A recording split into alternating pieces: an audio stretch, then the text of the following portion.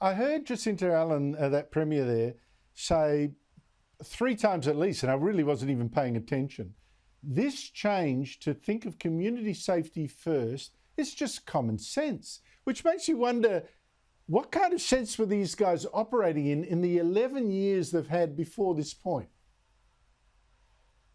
Well, the kind of sense they were operating in, Andrew, particularly over recent years, is to keep the green wolf from the door in the northwest suburbs of Melbourne, in seats where progressive policies that don't resonate with keeping law and order in check for a government don't work to secure Green voters and to secure the Green balance of power in the upper house for the government. But they've had to toss that aside because of significant community pressure, and it's a police resourcing issue as well, not just the incredibly lax bail laws. Malvern Police Station, huge area, huge community.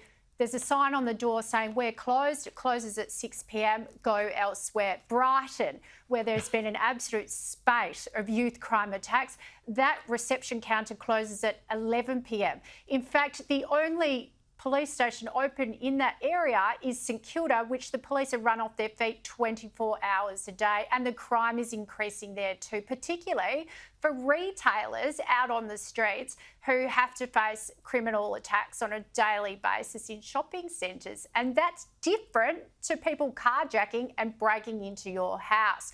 They've actually only re-established a law that they scrapped 18 months ago. 18 months ago, the Victorian government took away the ability to call it an offence to when a person is out on bail and they go and commit another offence. They were not automatically locked up for that. They took that away 18 months ago, and this package of laws puts that back. They've reaped what they sowed. And the Premier is certainly under pressure. We've got to applaud them. We've got to applaud them for bringing back laws they scrapped. I mean, what nonsense. Thank you for community safety being a priority, government. Gemma, look, it's weird, you know, with stories like this around and really terrible stories like war in Ukraine, massacres in Syria, awful stuff. That what really got so many Australians angry, and me too, was an American influencer here having herself filmed stealing a young wombat, a joey, from its mother. Have a look. Just caught a baby wombat.